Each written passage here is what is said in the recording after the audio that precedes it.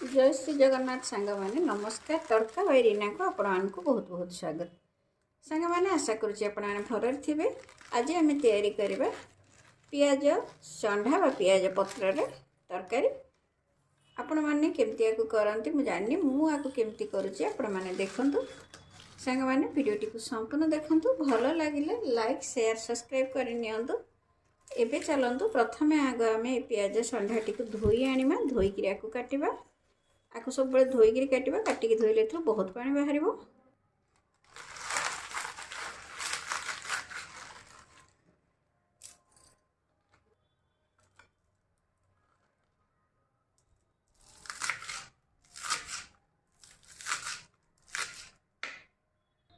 एथिरे दबा आम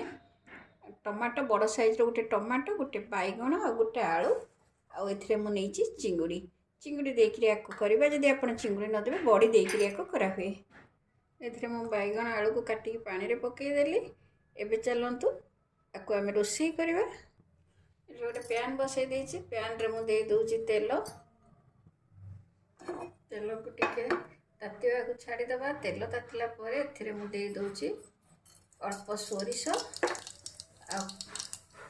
गोटे लंका तापर धोई रखा चिंगुड़ी के देदबा चिंगुड़ी को आम गोटे साइड करदबा चिंगुड़ी भल भाव में होगला एम गोटे पियाज को छोट छोट कर काटी नहीं ताकू देके टिके भाजी नौची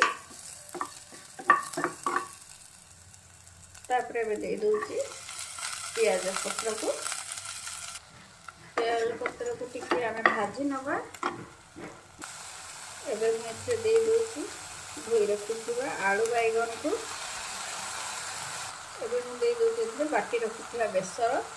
बेसर में मो केवल जीरा सोरिष रसुण कंचा लंका बाटुची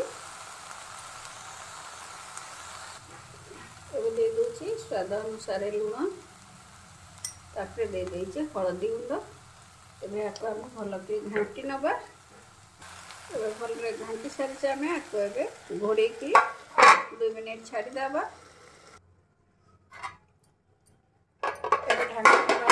देखो ये अधा सीझी गला एबे आम देदेबा टमाटो गोटे बड़ साइज टमाटो को मु काटिक रखी थी ताकू दे दूची ताकू देकी आको टिके आम गोड़े देकरी घोड़े छाड़ीदबा साग मैंने ये तरकारी को आप भात रे खाई पारे पखाड़ भात रे गरम भात रे रुटी रे सबुथे खाई पारे आपड़ थरे एमती बनईकी देखूँ ये केते टेस्ट लगे जमती कि छोट माछ तरकारी सेमती लगे एक आम घोड़े दबा 2 मिनट पुणी छाड़ीदबा एबे देखो 2 मिनट हो गला माँ को बाहर कर नौची आपको टिके घांटी दबा आम टमाटोटा सब मिसीज देखु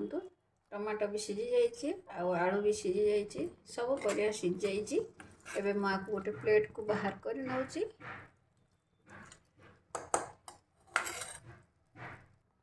एबे देखो गोटे प्लेट को बाहर कर नहीं रेडी हो गला आमर पियाज सागर तरकारी एमती बनातु खातु खुआतु केमती लगिला मो सहित निश्चय कमेंट रे शेयर करंतु रहिली जय जगन्नाथ पुणी देखा आ गोटे नया वीडियो से तोड़ पर्यंत रहिली।